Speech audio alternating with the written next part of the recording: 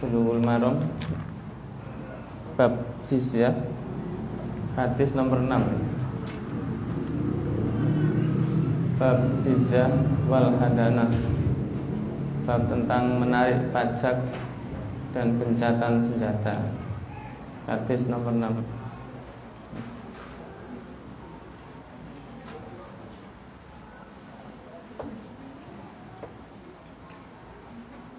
Bismillahirrahmanirrahim. Assalamualaikum warahmatullahi wabarakatuh. Alhamdulillah alladzi qad wafaqa lil ilmi khairu khalqihi wa lituqa. Asyhadu an la ilaha illallah wahdahu la syarikalah wa asyhadu anna Muhammadan abduhu wa rasuluh. Allahumma shalli ala Muhammad wa ala alihi wa sahbihi wa sallim.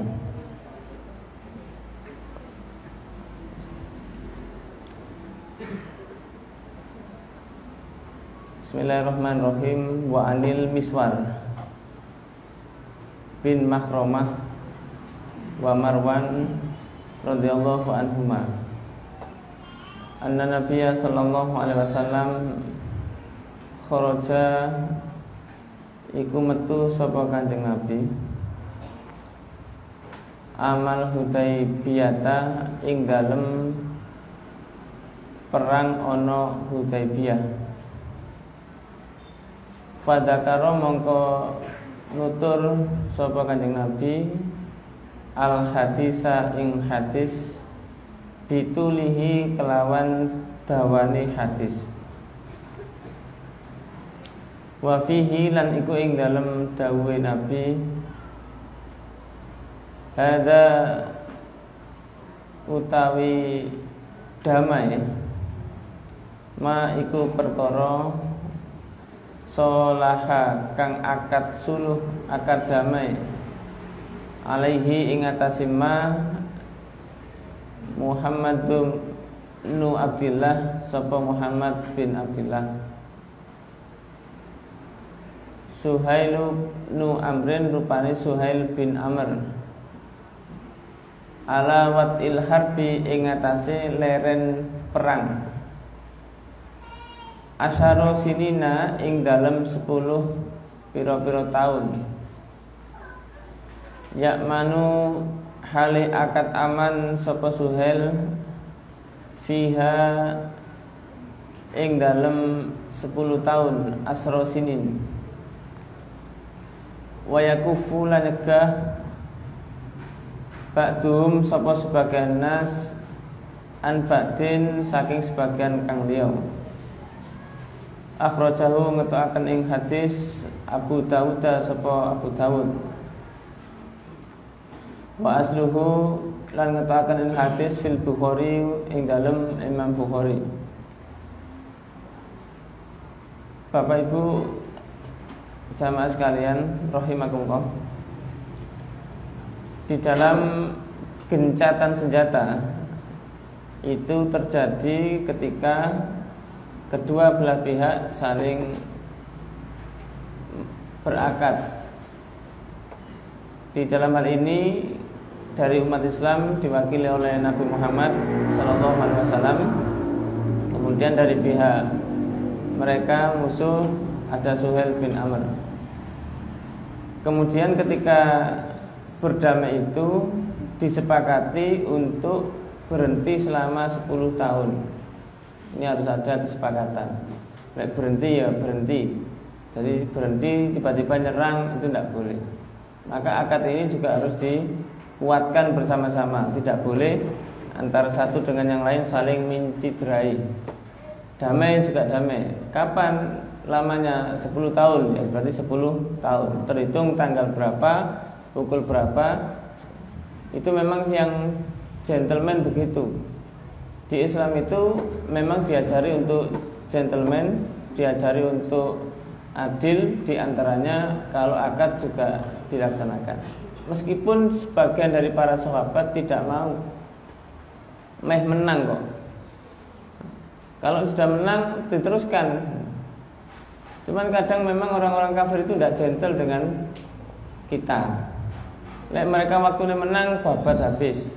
Tapi mereka maunya kalah, minta akad damai. Di situ terjadi. Dan memang tidak sekali dua kali dan sering begitu memang. Coba kita tengok Belanda. Belanda pada waktu itu sudah hampir kalah. Pangeran Diponegoro itu sudah melakukan gerakan luar biasa. Tapi apa yang terjadi? Diminta untuk damai, ada perundingan. Ketika berunding ternyata Pangeran Diponegoro ditahan. Nah, begini ini licik, gocik, apa itu? Bahasanya kita itu kan begitu. Bahasanya orang-orang Surabaya itu kan licik, gicik, gocik, hampir mirip lah begitu.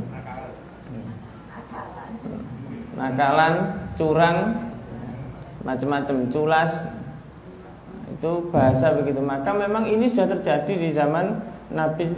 Tapi zaman Nabi memang sudah jelas. Kalau gencatan senjata ya sudah berhenti. Meskipun hakikatnya di dalam Hudaybiyah ini hampir menang Rasulullah dan para sahabatnya. Sehingga para sahabat ini berbeda pendapat. Jangan Nabi, kurang didik menang kok, terus saja. Dulu itu kalau perang memang lama, sehingga bawa bekal makanan dan sebagainya semuanya dibawa. Sampai maaf, istri pun dibawa. Kenapa istri dibawa? Ya namanya perang itu kadang orang laki-laki 1 bulan, jangan kan 1 bulan, 1 minggu aja sudah tidak ketemu, bingung kan. Maka dibawalah istri itu. Sehingga kalau perang terus ketahuan, nah istrinya menjadi harta rampasan perang. Itu memang juga terjadi. Maka dalam perjanjian Hudaybiyah ini dilakukan dalam rangka untuk akad damai. Karena akad damai sudah tidak boleh ada yang menyakiti satu sama lain. Wa akhrajahu Muslimun ba'dahu min hadisi Anas. Wa fihi lan iku ing dalam hadis yang diriwayatkan dari Imam Muslim, annaman sak temene wong, ini isinya perjanjian Hudaybiyah, di antaranya annaman sak temene wong jaa kang teka sapa man minkum saking sira kabeh lam naruddahu iku ora balekaken sapa ingsun ing man alaikum ing atase sira kabeh. Wa man lan sak temene wong ja'akum kang teka sapa man ing sira kabeh minna saking kelompok ingsun radattumuhu iku balekaken sapa sira ing man alaina ing atase kita. Faqalu padha ngucap sapa nas atak tubu ana to nulis panjenengan hadza ing ikilah perjanjian ya Rasulullah, wahai Rasulullah. Kala jawab sapa Kanjeng Nabi, "Na'am, iya." Innahu sak temene kelakuan iku man utawi sapa wonge dhaba iku budalan sapa man minna saking kita ilaihim menuju maring kufar fa'abadahu mongko muga-muga ngedohaken ing man Allahu sapa Allah.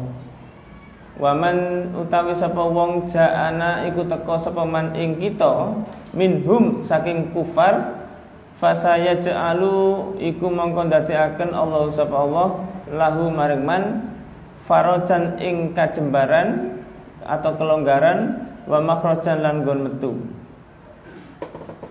Bapak Ibu, perjanjian Hudaybiyah ini tidak enak bagi umat Islam. Tidak enaknya diantaranya begini, Muhammad, lek ono golonganku atau ada golonganmu datang ke Mekah, datang ke tempat kami, ndak tak balik no, gak oleh balik. Wis, itu nanti jadi milikku. Tapi lek ada golonganku datang ke kamu, ke Madinah, maka balik no. Ini secara orang. Jenengan main catur itu. Lek dimakan satu pion itu kan berkurang. Nah ini kok aneh perjanjian Hudaybiyah ini.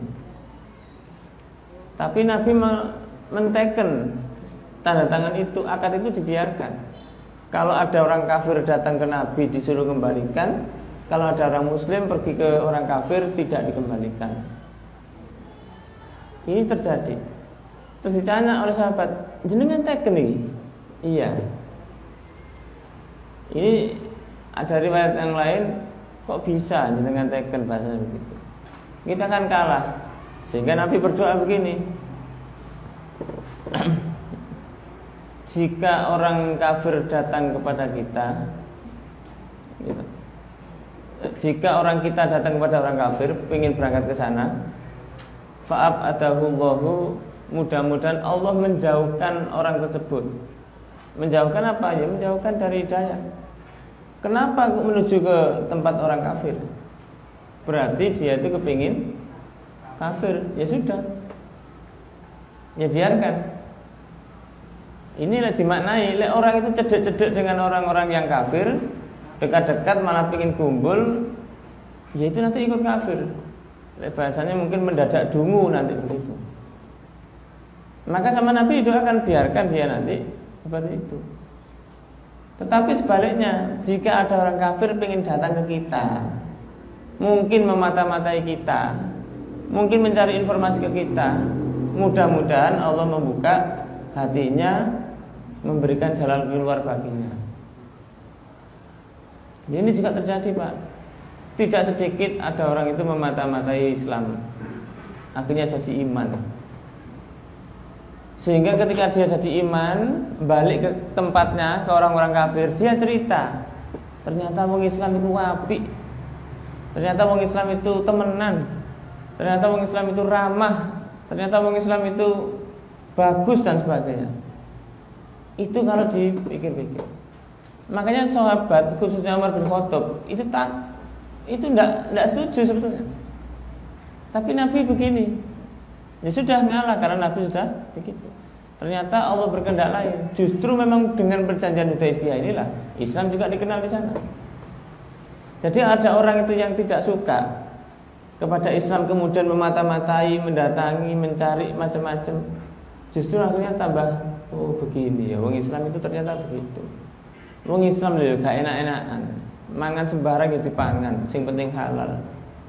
Sing korupsi ku kan bakal ditangkap, malah enak-enakan. Jadi beginilah orang akan melihat Islam itu begitu. Islam itu mulai dari zaman dahulu sampai sekarang pengorbanannya luar biasa. Pengorbanannya juga luar biasa. Makanya sampai ketika perumusan untuk menentukan arah bangsa ini, umat Islam juga punya andil besar. Makanya saya sering sampaikan, kalau orang meninggal, pahlawan banyak meninggal, itu pahlawannya Islam. Bukan menafikan agama yang lain, tidak, tetapi yang banyak ini memang Islam. Ayo ditengok bareng-bareng. Sultan Agung, Sultan Hasanuddin, Pangeran Diponegoro, Pangeran Antasari,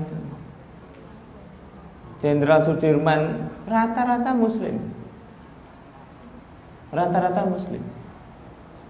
Kalau dipikir dari begini, memang inilah Indonesia ini, Islam ini punya investasi di negara Indonesia dengan baik. Yang berani mati ya Islam. Lewat resolusi jihad, lewat pergerakan yang lain. Ini juga rata-rata Muslim. Dan juga pembentukan peta pembela tanah air itu, yang jadi TNI itu juga Jenderal Sudirman, tokoh Hizbul Waton dari Muhammadiyah, itu berjuang di sana. Maka diantaranya adalah kita ini Muslim rata-rata. Kalau kita pikir-pikir demikian.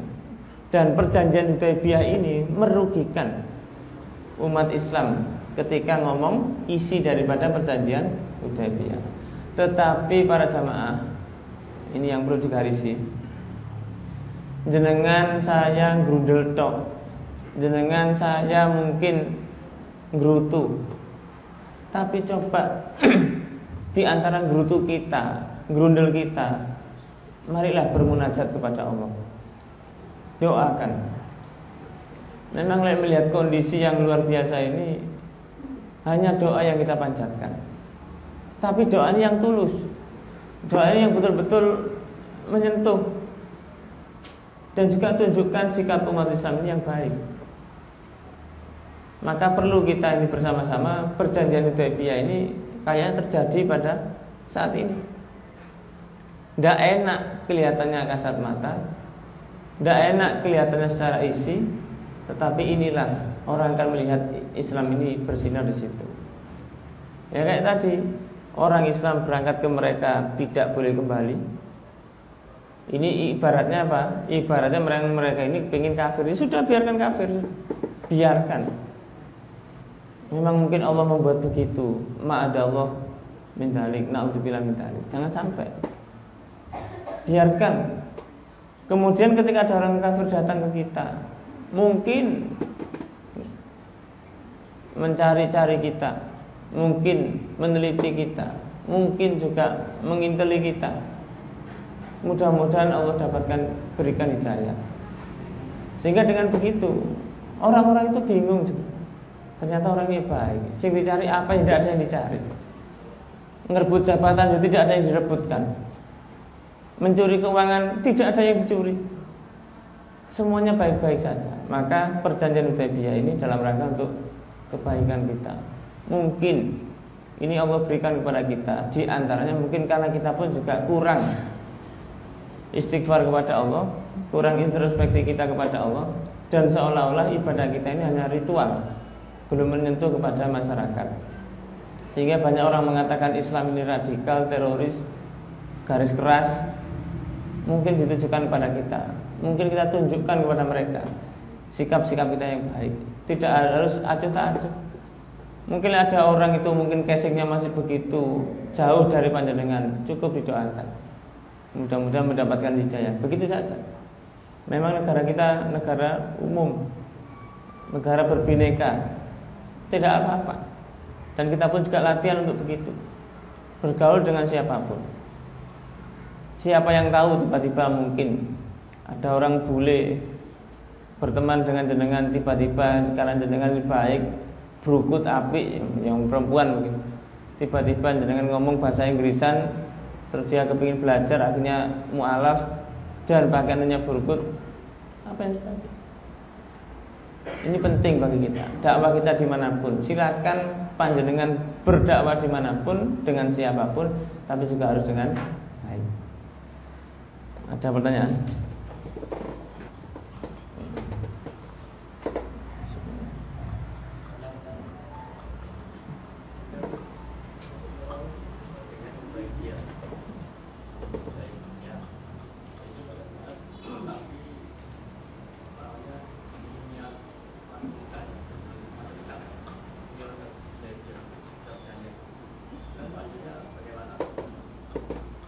Sebelum Pak, sebelum waktu Mekah. Jadi masih kondisi perang terus. Kan memang sebelum waktu Mekah kan banyak perang.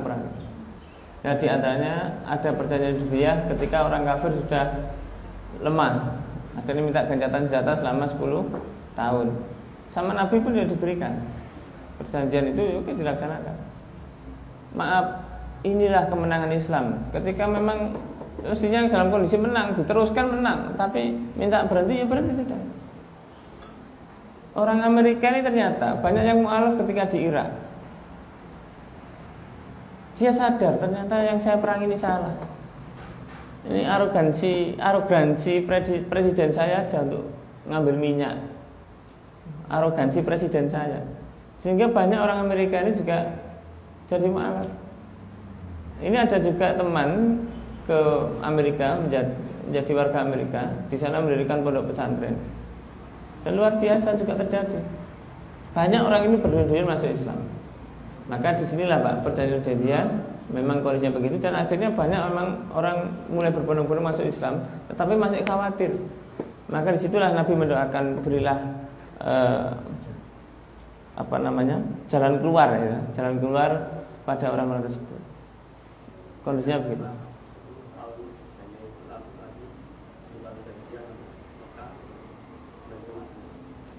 Setelah 10 tahun tetap berjalan seperti biasa. Sehingga dengan begitu Nabi menggerakkan untuk sampai menuju ke Fathu Mekah. Cukup begini kan Nabi, kalau ingin selamat silakan masuk ke rumah ini, masuk ke Baitullah, dan seterusnya. Tidak ada Nabi nembaki satu persatu, tidak ada. Dipewanai satu persatu, tidak ada. Dipedangi satu persatu, tidak ada. Inilah Islam. Tidak mungkin ini dalam keadaan lemah orang itu malah Kalau mungkin waktu perang, maaf, ampun, mungkin ampun ya sudah nih. Itulah Islam. Tidak ada Islam yang ngomong ampun masih di. Contoh Ali bin Abi Thalib radhiyallahu anhu.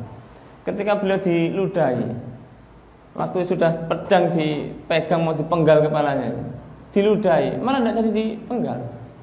Kenapa? Karena khawatir ada niat nafsu pada diri beliau sehingga mau memenggal kepala itu gara-gara apa? Diludahi. Nah diludahi urusannya pribadi. Tapi lah berjuang karena Allah sudah. Maka akhirnya banyak orang itu masuk Islam mu'alaf itu gara-gara perilaku umat Islam yang luar biasa pada waktu Nabi, para sahabat dan tabi'in. Gitu Pak ya.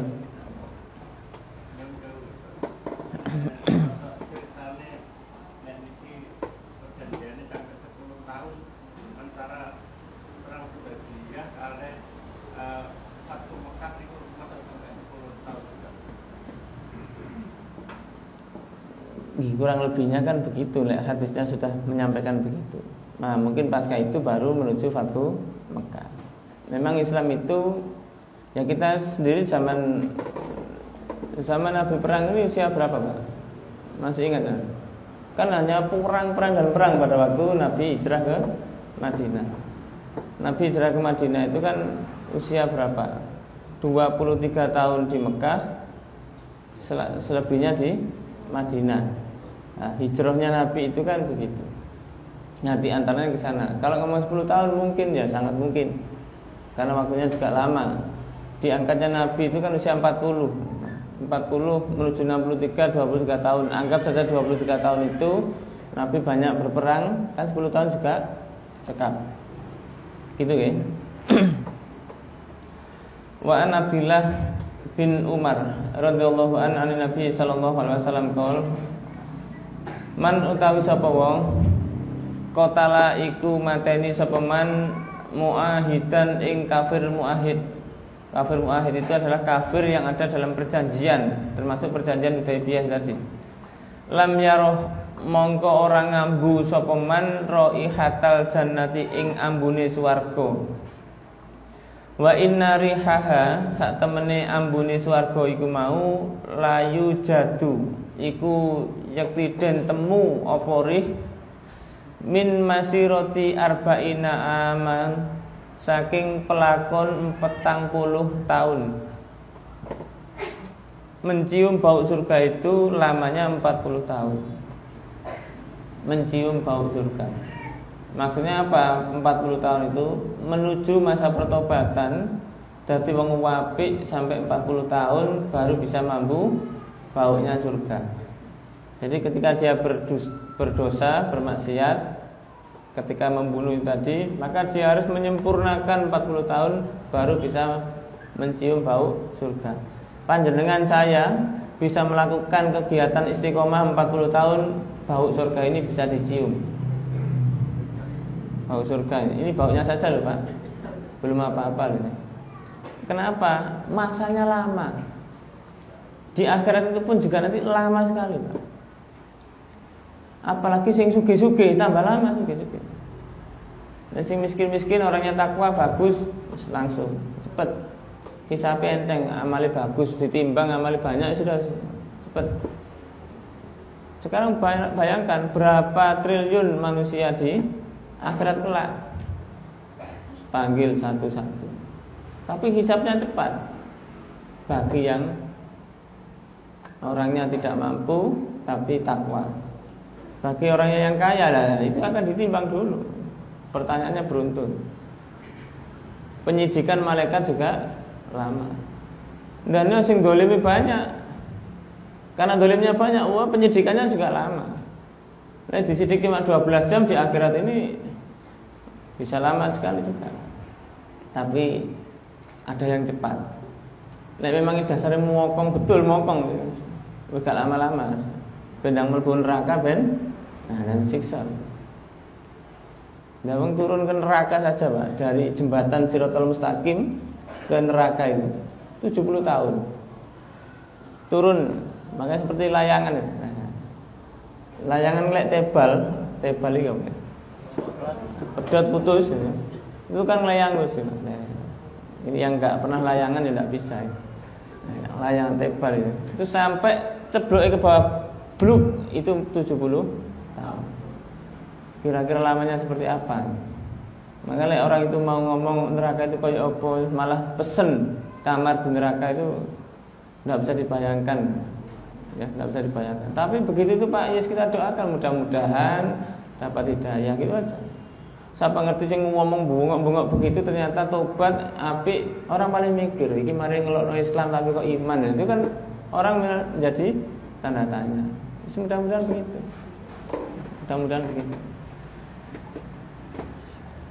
Kalau memang tetap dikasih tiket di neraka, ya berarti memang cetakannya begitu.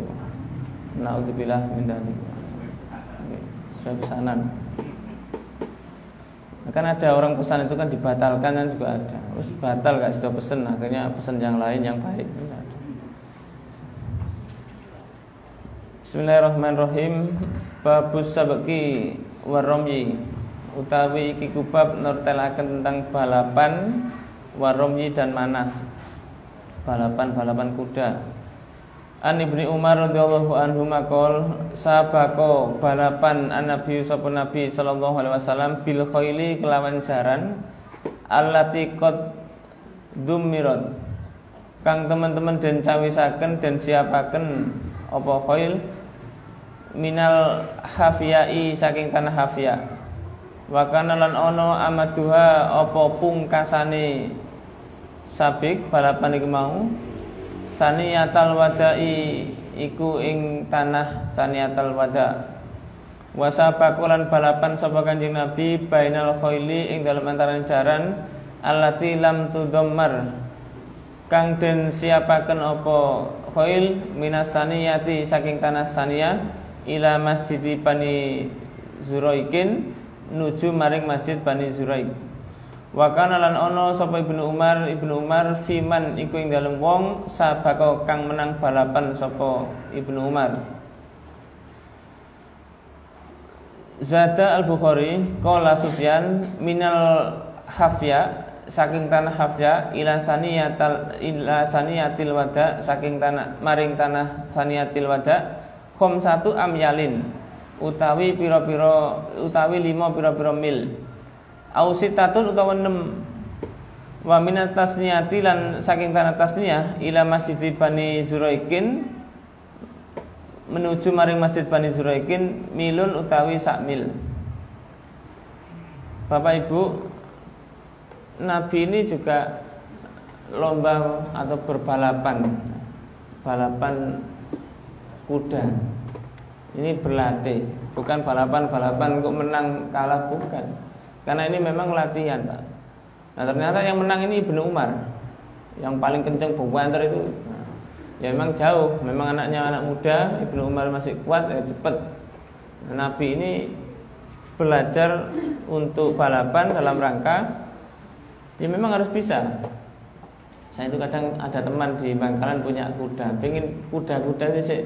Ternyata kuda balapan, bukan kuda tunggangan begitu. Nanti barangkali bisa dipakai. Nah ternyata Pak, dari tanah Hafya menuju Saniyatil Wada itu 5 mil atau 6 mil. 5 mil itu 1 mil 1,5 kilo anggap aja. Meskipun 1,6, tapi dianggap aja 1,5 dan ngitungnya gampang. 1,5 kilo kali 5 7,5. Kira-kira 7,5 kilo itu sini mana Pak?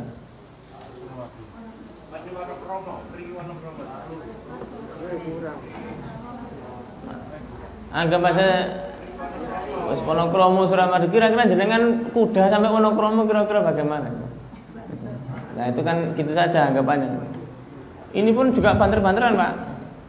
Bukan mek numpak tok dituntun apalagi tuntun orang. Nah ini lari cepat. Ini kudanya saking dahsyatnya. Kemudian juga menuju ke Masjid Bani Zuraik. Itu cuma 1 mil 1,5 kilo. Berarti 7,5 tambah 1,5 9. Loh, 9 kilo berarti.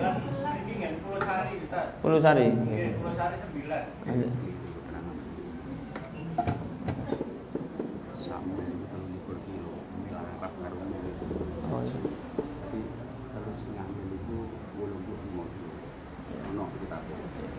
Ya ini saya ngomong mil ini kan milnya versi Indonesia. Nah, versi milnya Arab beda lagi nanti malah. Ini saya tunjukkan yang kecil dulu supaya jenengan tahu latihan berkuda itu kayak begitu kuatnya. Ini belum tiboy loh Pak, belum jatuhnya latihan kuda itu begitu. Nah kalau mil Arab beda lagi, ada mil laut juga beda lagi. Jadi ada mil darat, mil laut. Ini satu kesatuan yang sudah diukurkan oleh dunia. Satu milnya begitu. Tapi kalau milnya mil orang-orang Arab itu satu marhalah milnya itu di situ itu nanti juga beda lagi.